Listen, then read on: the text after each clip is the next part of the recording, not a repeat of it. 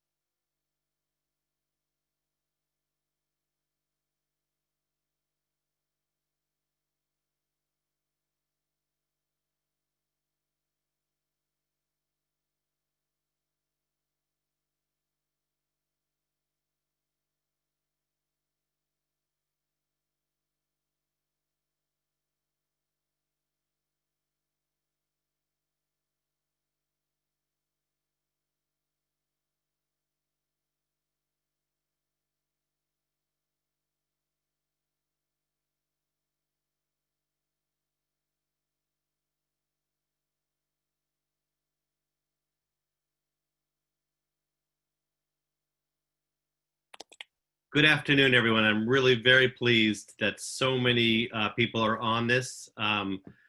We will be, by the end, have over 800 of our higher education workers on this call, and I really want to acknowledge those members, the workers, the public servants who make our campuses run. My name is Max Page. I'm the Vice President of the Mass Teachers Association, and I'm really so pleased to be here with you all today. I also want to acknowledge a few other people. Steve Tolman, President of the AFL-CIO, who also serves on the UMass Board of Trustees as a representative of labor.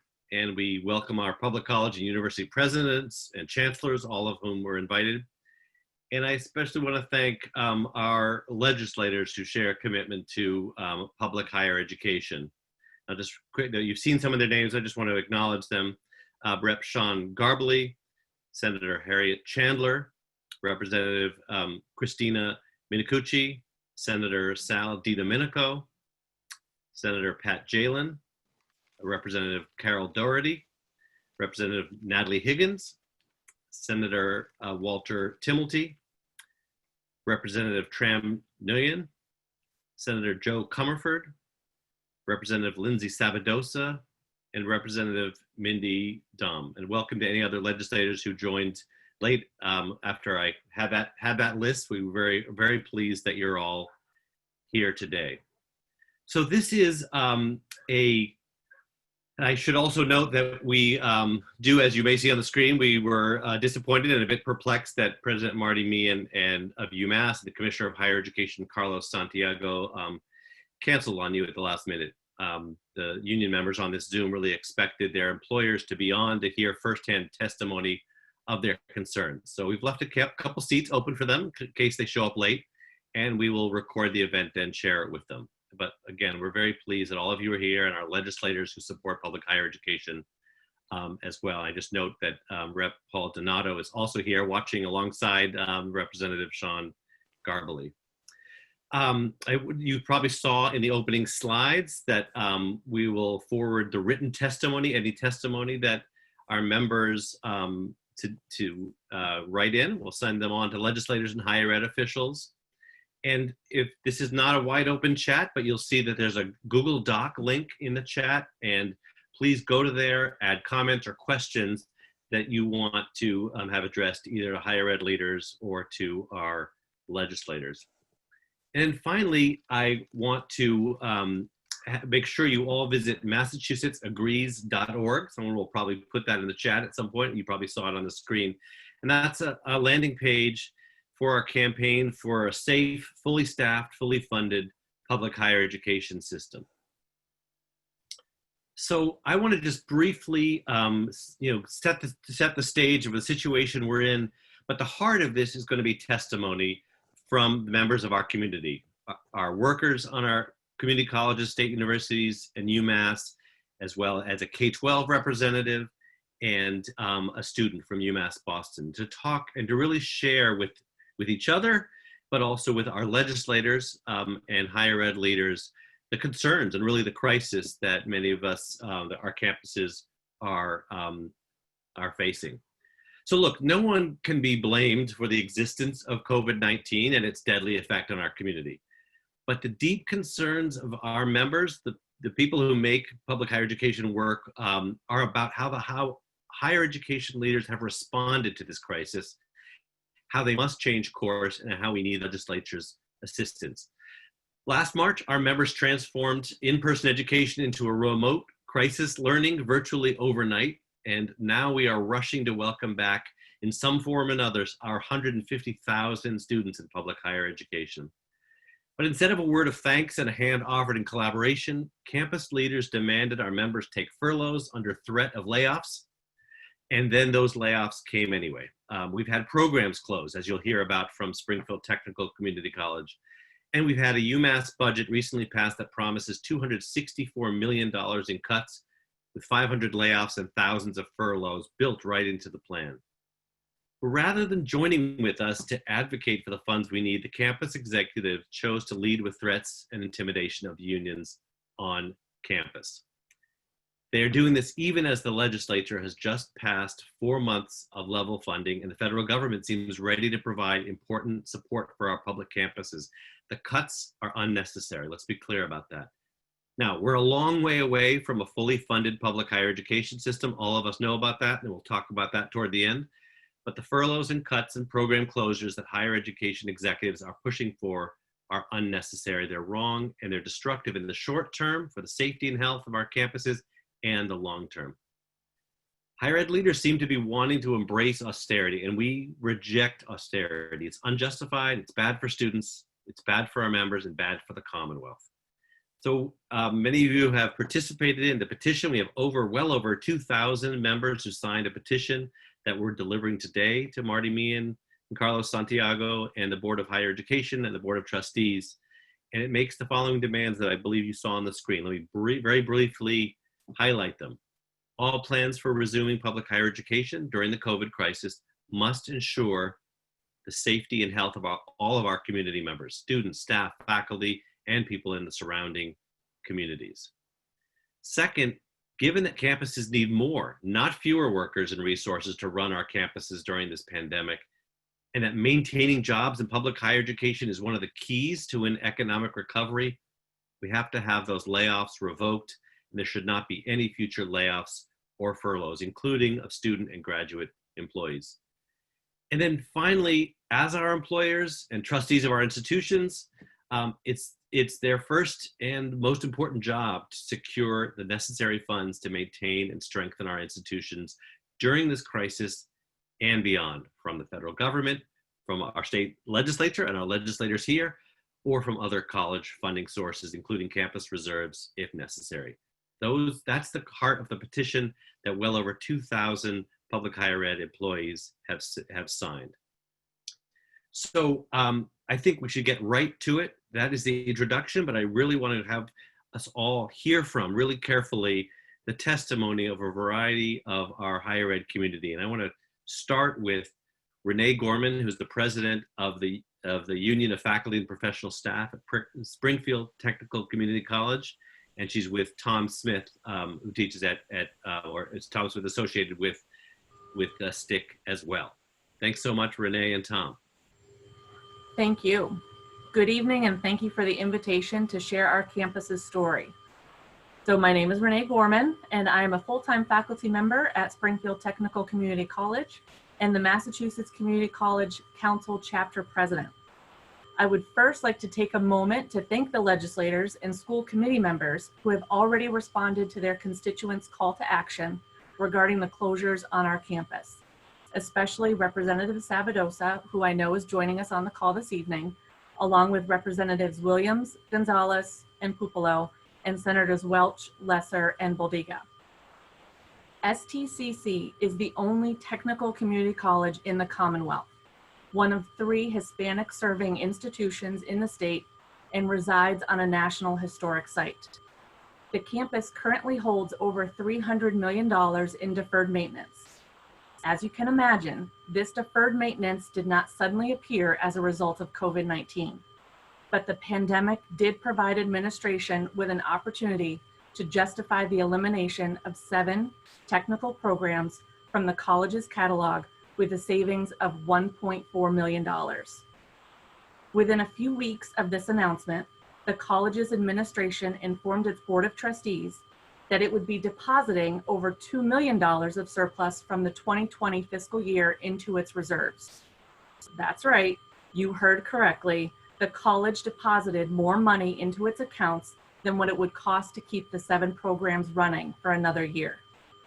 Instead of preserving programs and faculty positions that provide the community with educated, sought-after graduates in pandemic-proof industries like landscaping, automotive, cosmetology, and engineering, the college decided to cushion its rainy day fund. We can all agree that these are exceptional times that require tough decisions to be made. However, these unilateral decisions have been called into question and the pressure needs to continue. The administration has made it clear that the college's priorities are more focused on the buildings and infrastructure, not the people who work tirelessly for our mission of supporting students to transform lives. I want to introduce you to a faculty member whose program was eliminated but continues to fight for the students and the college, where he has dedicated much of his professional career, Tom Smith.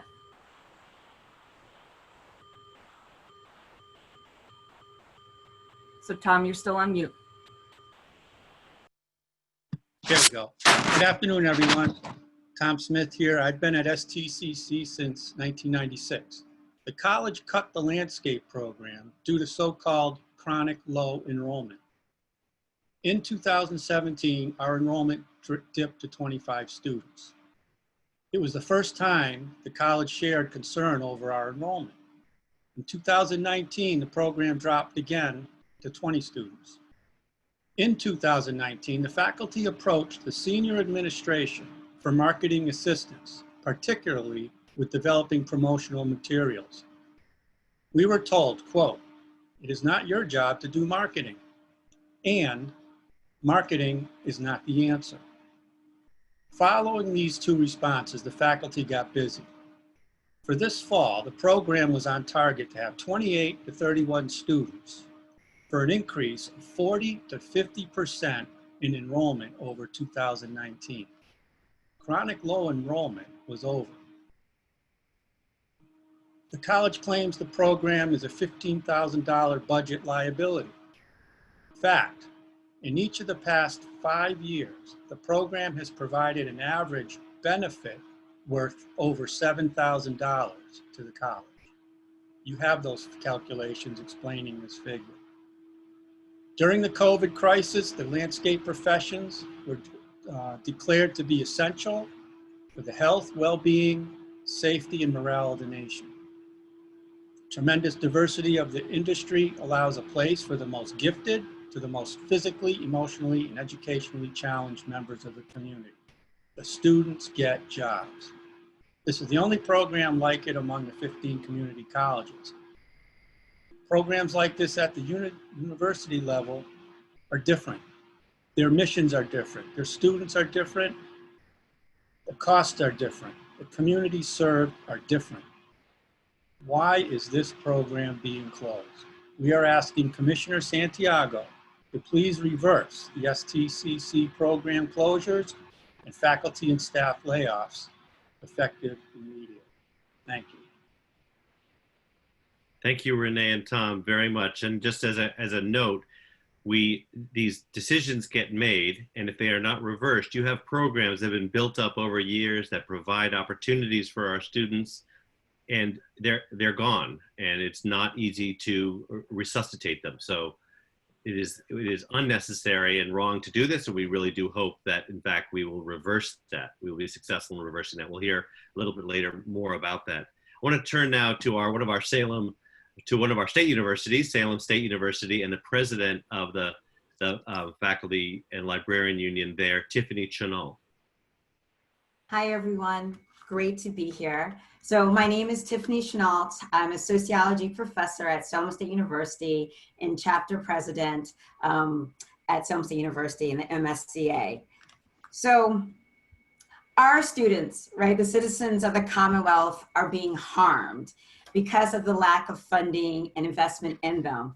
And at our institution, we had a furlough, a 4-week furlough in which 13% of faculty and staff's budget, their pay would be cut. And so with repeated cuts for faculty and staff, students have fewer classes, fewer sections, fewer options to pick from because there's no one going to be there. So what this means now is that our university is crowding students into larger sections. And in this COVID time, when most of our classes are going to be online, they're now crowding students in sections of 30, 35, some even 50. So they're crowding our students in these larger sections, which again, we're in a crisis, but now this means that there aren't enough faculty and staff to help them, to support them. And by staff, I'm talking about people in financial aid and counseling services, in the IT, our maintenance workers, they're not there. So now this is going to be a challenge. So students are now in a situation where they're in a public institution and they don't have the resources or support that they need because faculty and staff have been cut, they've been furloughed, class sections have been cut, and we keep crowding them in. So with the reduction of classes, then that means students won't be able to graduate. And for many of our students, they are in debt. And Salem State University, once again, increased tuition and fees. So now students are paying more and getting less services. But I want to make a note here that the lack of funding has impacted our resources or the students. So 50% of our students are Pell eligible, 40% of our students are students of color. I don't know how they can be successful and succeed. To give you an example, when COVID hit, our university offered many of our students Chromebooks. Now that was a quick solution. Chromebooks are cheap, but now that we move into this online Zooming technology world, Chromebooks don't work for online learning. Chromebooks are not going to help them be successful. We do not have the money and or resources to give every student a laptop. We don't have the resources to help them in terms of getting adequate Wi-Fi connection. So when we think about inequities and what this lack of funding has done is that for many of our students who are the most neediest, the most vulnerable, them learning and being able to get a quality education, adequate education is going to be a challenge, it's going to be a struggle. And so are they expected to pay because the state is not giving them funding? Are we supposed to have students incur more debt and lack of learning because the state's not giving us funding? And so my ask of Commissioner Santiago is that I want you to go to bat for our students to keep the lights on at Salem State University so we don't have our students to pay for the light bill. So that's what I ask. Thank you, Tiffany. And I was very pleased just a few days ago to be with Tiffany and her colleagues as they highlighted what the impact of the furloughs up at Salem State are having on their students. And I just want to underscore the statistics that Tiffany listed. A majority of students are Pell eligible, 40% of students are color. The fight for rejecting the layoffs and furloughs and to fighting for full funding is a racial justice issue. We have to provide this kind of funding because our public colleges and universities are the places where working class students go to school in this state. So let's please remember that. So I want to turn now, if we could, to Laura Demarcus, who is a Chicopee teacher. She's the president of the Chicopee Education Association. And it's very important for all of us in higher ed workers on this to remember that in the MTA, we have 117,000 members, 18,000 are from public higher ed, but all the rest care deeply about public higher education. It's where they went to school, it's where they send their children, it's where they send their students. And so Laura has a few words to share about the meaning of quality, accessible public higher education from a perspective of a K-12 teacher. Thanks, Max. My name is Laura Demarcus, and I am president of the Chicopee Education Association. I'm honored to be here to speak on the behalf of my students and families. In our district, as of 2018-19, and these numbers have increased, we had 48% of our students minority, 61% are high needs, 54% are economically disadvantaged, and 18% are special needs. I'm here to tell you that given the opportunity they deserve, these children excel. They go on to and succeed at Westfield State, UMass, STCC, and Holyoke Community College out here in Western Mass, if they can afford it. Shame on us that so many cannot afford it. The opportunity we forego as a society by denying their abilities based on inherent racial discrepancies and injustices and a very corrupt system of higher education is disgraceful. You took and met the challenges of providing Student Opportunity Act funding to ensure K-12 students have what they need to succeed after denying their right to an equitable education for decades. Please don't stop there. These same students deserve and are entitled to the ability to attend colleges and universities debt-free and fully staffed. They are entitled to a higher education that addresses the same needs you identified them from succeeding in K-12, financial assistance, valuable ongoing guidance support, and a fully equipped and valued staff. For the sake of my K-12 students and their hope, please change the course. Take up the challenge for higher ed and continue the path forward for our students, for our society, by giving them a realistic chance at higher education. Please eliminate the barriers. It is your duty and it is their right. Thank you on behalf of my students and families. Thank you, Laura. Thank you very much for that. From a K-12 teacher, I want to turn now to a college student, one of our public college students, UMass Boston student, Isabel Depina, who will share her views on the experience of this moment.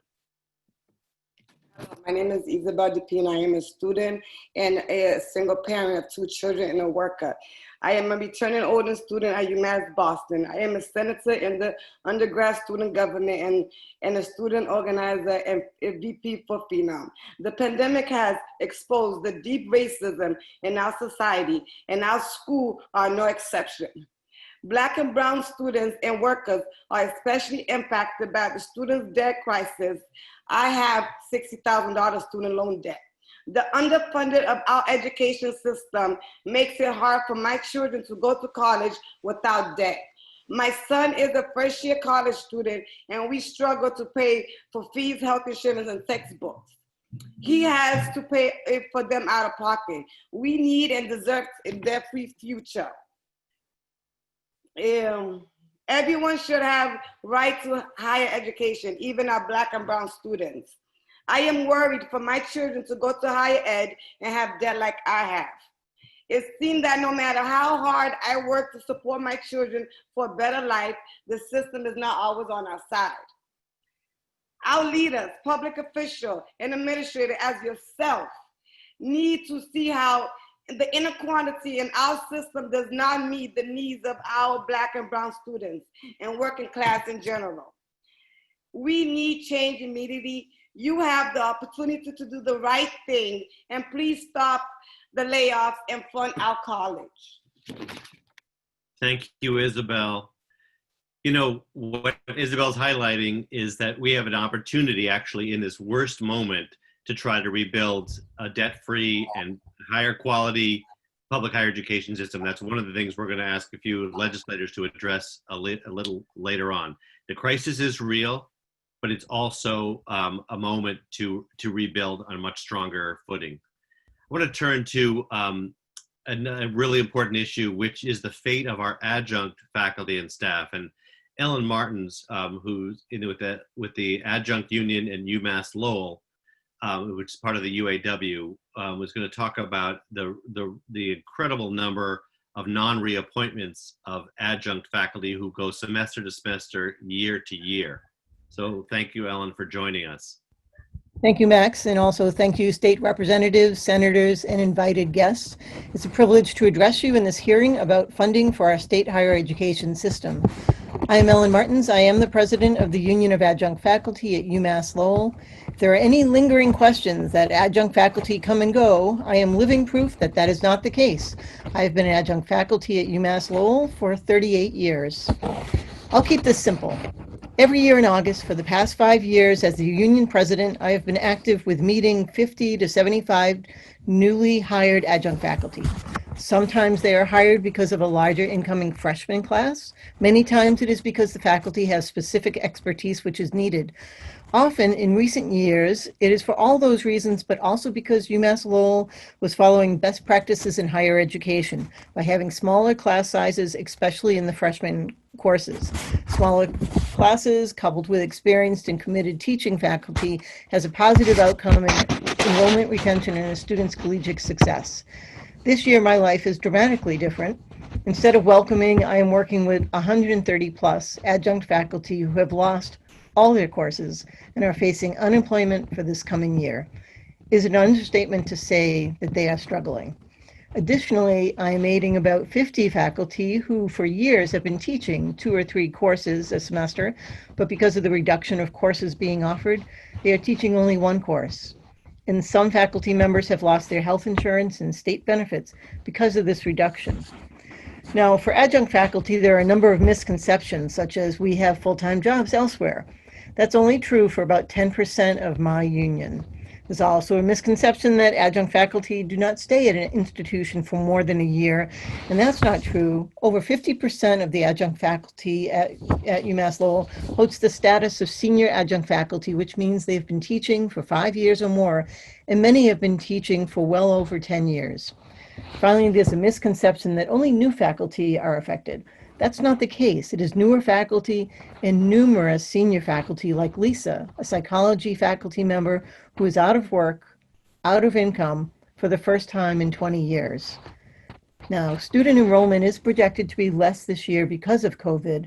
However, these educational cuts reflect the austerity budget embraced by President Meehan and the Board of Trustees, which forced the campus to reduce the number of course sections, reduce the number of offerings, and raise course enrollments by 25%. The faculty are responsible to adapt their teaching to accommodate the additional students, but the cost is high. There is less time for each individual student. I can't help but think that this will impact student retention moving forward. To me, it's clear to me that this is not the way for a system to work that prides itself in being a world-class institution. This is not the way to help Massachusetts' economy get on its feet.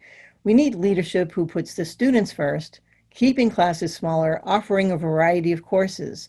We are building the innovative skills, the creative thinking skills, and the creativity of the next generations of Massachusetts citizens. This can only happen with adequate funding. This is not the time to contract or restrict, but instead it is the time to strengthen the public higher education system so we can fulfill its mission of affordable, world-class education for all. I believe all of the legislators here became legislators to make a difference. Expanding the funding for higher ed is a way that you can make that difference. Thank you very much. Thank you, Ellen. I just want to highlight one aspect that you mentioned there. There is a dip at some places in the student numbers. That also is something that can be addressed by welcoming in new students and providing the support so that students who haven't had the chance, who are frankly displaced, many of them because of this terrible economic crisis, giving them a chance to return to public colleges and universities. That's the kind of collaboration and joint advocacy we had hoped to have with President Meehan and Commissioner Santiago, who, for those of you who joined late, canceled on this and are sitting, you can view their empty chairs here. That's the kind of advocacy that we need to actually encourage more students. I'll note that after 6 years of graduating high school, only about 50% of our residents in Massachusetts gain some college degree. Many more would like to go to college and complete it, and there's a way to be able to do that. That's the kind of program that we need now, not simply rushing to cut programs or lay off adjunct faculty who our campuses depend upon. So I want to turn to our last speaker for now, is Rhea Silverman, who's the Director of Public Health Practices and Outreach and co-chair of the Professional Staff Union at UMass Amherst. Rhea? Hi, everyone. I'm glad to be here with all of you at this critical moment in education. I am Rhea Silverman, and along with being co-chair of the Professional Staff Union, chairing the multi-union Health and Safety Committee we formed to address COVID concerns on our campus. And I'm also the Outreach Director at the School of Public Health and Health Sciences. And I'm also the parent of a UMass sophomore, so I have that perspective and the additional pain that this is all causing a lot of us. So I wanted to lend a public health perspective and talk about steps we can take to be safer on our campuses. And first and foremost, we need to prioritize public health and safety over all other reopening considerations, including budgets. And as you've probably heard in the past few days, campuses across the country are reversing decisions on bringing students back to campus as we see the current level of disease around the country rise. My own campus has seen at least 7 student cases, both on and off campus in the last month, and we haven't brought all our students back yet. So while there's a lot we know about COVID, such as avoiding closed spaces and crowded places and close conversations, there's more we don't know, especially about the practicality of trying to avoid those during a pandemic, with a college population living and working side by side with full-time staff people of all ages. So what I and many others are calling magical thinking refers to wishing that a plan on paper will come true, that students will wear masks, never gather in large groups inside, stick with self-checklists, and never miss their weekly testing appointment, and do it all willingly. But I'd say during a deadly pandemic, it is not advisable to hold such an experiment with thousands upon thousands across the state. There's been no time to study and sample test how to safely repopulate a campus. And the best public health advice that we all offer in public health is make the healthy choice the easy choice. Bring people back to an environment that's easy to be healthy in. And all I can say is that that is not the case right now. 3 of the many factors that I'd like to mention here. One is the lack of critical information. So resident directors will be living and working right next to students, and custodians who will be cleaning student dorms are still in the dark about some safety protocols and don't really know their work conditions, and students are coming back in the next week or so. We have custodians who've entered contaminated spaces without having been informed, and we have asked for weeks, but we still haven't gotten HVAC information on all the buildings that will be in use this fall. The second thing I wanted to point out is the lack of plans for practical enforcement for non-compliance with public health protocols. And currently, with minimal numbers of people on campus, we have multiple reports of people not wearing face coverings and gathering in large numbers, and some ensuing altercations. Again, just like the stories we hear about around the country, we multiply this by literally thousands, and we know that there will be an outbreak. And third, COVID is a health equity pandemic. It is hitting our most marginalized communities, as we know, and so reopening campuses will compound those inequities without adequate staffing and funding and subsidized quarantine and isolation options and the like. So what should be done to ensure public health and safety, to minimize the effects of the pandemic and protect the health of our staff, students, faculty, and people in the community? First, I'd say slow down, delay until ready. Do not bring back thousands of students, but only those who need a place to live safely.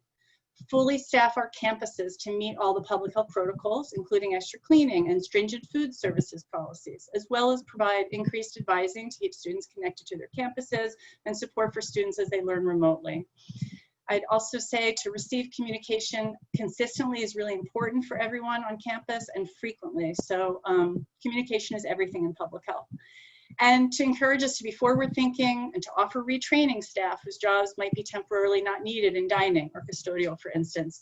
So to close, I just want to say the bottom line is we have to err on the side of caution and be forward thinking all at the same time. I encourage everyone to not think all or nothing. It's not that campuses won't reopen for years, but in a once in a lifetime crisis, it's important and necessary to restart only when all safety measures are in place. And if that means a delay and an investment in staff and supplies to get to that point, that is what we need to do. Thank you. Thank you, Rhea. That's such an important message. I was just down in Springfield this morning with our K-12 educators, where the message is only when it's safe.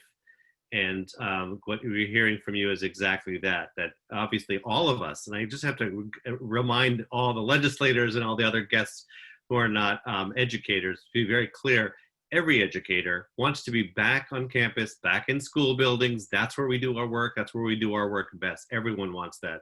But I think your final words, Rhea, were so powerful, which is like, this is not forever. We hope it's only months, maybe. Who knows how long? But the point is, it is not forever. But we have to be safe now, and we have to have the protocols and the staffing in place to be as safe as possible. Cutting austerity is the opposite of what we need at this moment. So I just want to note, and you can see in the chat to everyone, that if you would like to share testimony that we will share with, unfortunately, the absent Marty Meehan and Carlos Santiago, but also with our legislators who are here, please, you can see right at testimony@massteacher.org.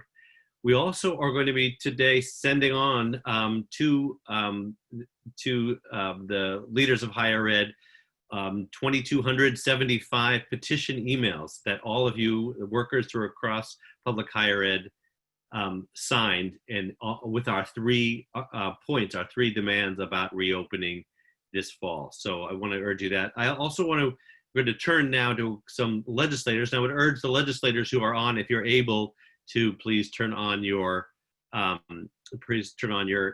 cameras. So we have a lot of people on. I'm not sure we'll have time for everyone to speak, but I did want to ask one senator and one rep, the original sponsors of the Cherish Act, which is the MTA's major initiative on public higher education, to speak. So that's Senator Joe Comerford and Representative Sean Garbely. And I have actually 2 questions that I'll just pose to you, and maybe Representative Garbely, I'll start with you. First is, we need your help in pushing President Meehan, Commissioner Santiago, the Board of Trustees, the Board of Higher Education, to reverse the painful and, frankly, at this point, unnecessary cuts that they have made or have been threatening. You and the legislature just passed a budget that seems to indicate wanting to level fund at least public higher education this year. So could you tell us what you can do, what you will do in order to make sure that there isn't short-term and long-term lasting damage to public higher ed? So I'll just start with that question first. Thank you, Matt. Thank you, Max. And I want to just thank all of the folks who work so hard day in and day out in public higher education, representing 29 of our campuses across the Commonwealth. I was a 2007 graduate of UMass Lowell. I care very much about public higher education, and I'm so thankful that there are so many of my colleagues who also share a deep fondness for public higher education, not just because of our own experiences, but because we know it betters the future, right? We know our young people who go to one of our 29 campuses, once they graduate, they stay in Massachusetts. They stay in one of our 351 cities and towns, and they invest in our Commonwealth. And you are the foundation of building that strength for our students and educating them. So I think what we should ask for, and my partner Joe Comerford and I, as well as Representative Mark, filed the Cherish Act, and this was pre-coronavirus, was because we felt that the Commonwealth was not doing anywhere near enough to prioritize our 29 institutions, prioritize our students, our faculty, staff, and quite frankly, the future of Massachusetts when it comes to public higher education. That's why we filed it. Now we are facing a situation where the fiscal year 2021 is looking, quite frankly, devastating, right? We have seen the revenue number projections, and one of the reasons the House has not passed a full FY21 budget is because, one, we're waiting to see what the federal government is going to do, and we're also seeing what revenues, capital gains tax revenues and sales tax revenue, will look like. I can pledge to you that between now and October, as I know my partners in the legislature who are on this call, is that we will be continuing to advocate to Speaker DeLeo, Chairman Aaron Miklowitz of the Ways and Means Committee, and our Senate counterparts to stop these dreadful cuts, because we know that they hurt our students and they hurt the Commonwealth of Massachusetts. I think that was your first question, Max. Great. Now, Shauna, you actually read my mind and actually answered the second one, which was about, well, maybe you can respond to this, and then I'll turn to Senator Comerford. is after there's this moment now we have, and we are saying that the kind of cuts and the lasting damage that we fear are being made by higher ed executives need to be stopped. But there is the longer term effort that frankly successive legislatures have failed to fully fund public higher ed. So what is going to be done when you all return in the fall to start to make that case, whether that means progressive taxes or other approaches, so that we go from this crisis into a much stronger position for public higher ed? So, I'm very fortunate in the legislature to be able to work with amazing partners like Joe Comerford, like Paul Mark. Together we filed the Cherish Act, like Natalie Higgins, who works solely and on a lot of issues around debt, the crushing debt that our students are facing, like Paul Donato. There's a whole host of amazing legislators who focus on education. And one of the things that Joe Comerford, or Senator Comerford, and Representative Paul Mark and I have talked about constantly is the effort to try to focus the legislators' attention on public higher education specifically.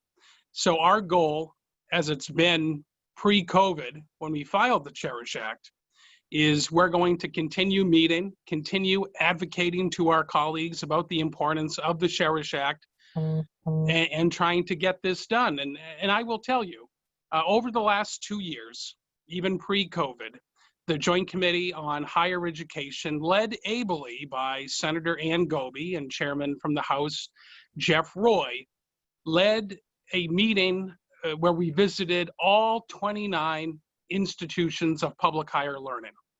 And I can tell you, many of you may have been at those meetings. Many of you may have spoken to us. And it gave us an opportunity to see the wonderful highlights of what makes public higher education so amazing in the Commonwealth, but also showed us the deficits and what years of underfunding public higher education has done in Massachusetts. So we are taking everything we've learned from those tours, speaking to the professors and the staff of our amazing 29 public higher education institutions, and putting that knowledge to work.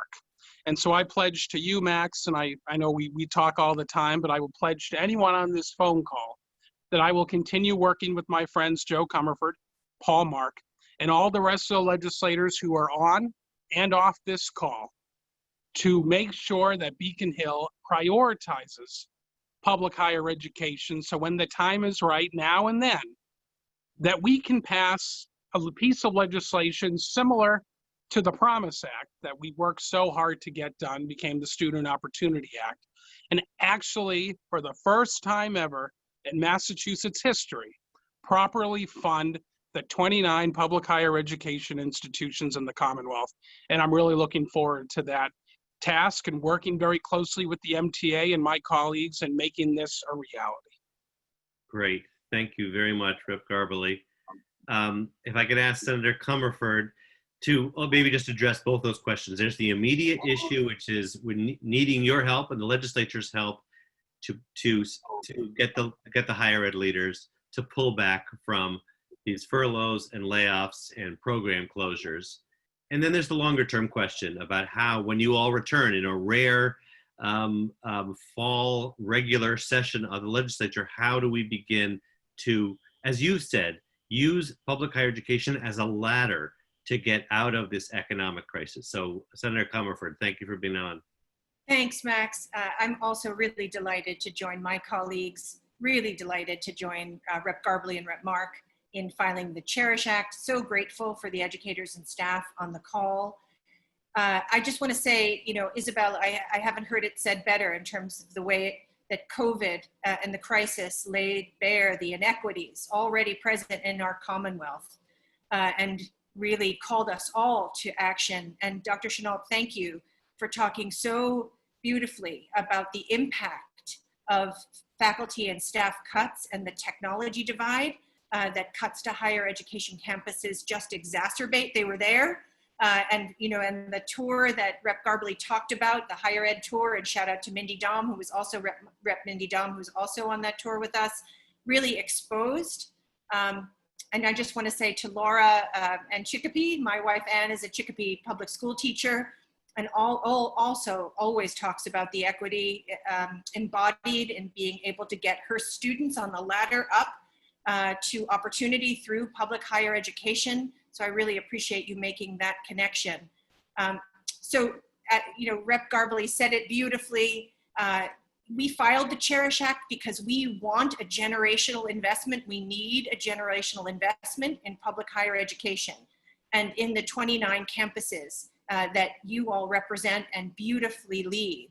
We know that public higher education is the kind of individual economic equity, the regional economic equity, the Commonwealth power engine for all of us. We saw that before COVID, and now indeed in the midst of COVID, and as we move through it, it is even more acutely recognized. So Max, your good couple of questions, let me just take them. In terms of what we're gonna do when we come back in October, the legislature has made a few statements in pushing the budget out, doing a 3-month budget, pushing it out to October. We helped municipalities by holding steady local aid, and we funded essentially Chapter 70 plus a little bit more. So it's not the promise of the Student Opportunity Act, and many of us were actually mournful, frankly, that we couldn't get that promise in this first round. But you can't miss the fact that we're going to go back at that in October. But we got basically level funding plus a little bit more for public K through 12 public education. We didn't yet get any promise for public higher education. However, many of us have gone to the mat talking about this, early childhood all the way through public higher ed as the commitment that's needed by the Commonwealth. And that's, again, the conversation that we're all going to have together in October. And I'm so glad to have that with my colleagues. I just want to talk for a second about revenue. I know that's a conversation that you want to have all the time, Max. I do too. My favorite. I know. We need a willingness, a growing willingness. We need to throw down together, both the public and the folks inside the legislature, on fair revenue as a mechanism for closing the gaps, the COVID and economic crisis gaps that are very evident in our Commonwealth. We need a public investment in getting us out of this pandemic and economic crisis. And the only way we're going to get that, in addition to continuing to be great advocates with our federal delegation, which is where we need to see a greater proactive approach to getting us public funding, is through raising our own money. And so before the crisis, we had a number of revenue proposals that were on the table. I filed a package with Mike Connolly, Rep. Mike Connolly. I also filed a transfer tax for real estate investment realizations through sales of luxury real estate. But there's more. And both the House and the Senate have been having these conversations. We have to have these conversations. And it's really the time to lean in terms of our commitment to public spending and not actually pull back in more of an austerity framework. And so that's the conversation that I'm going to have with my colleagues.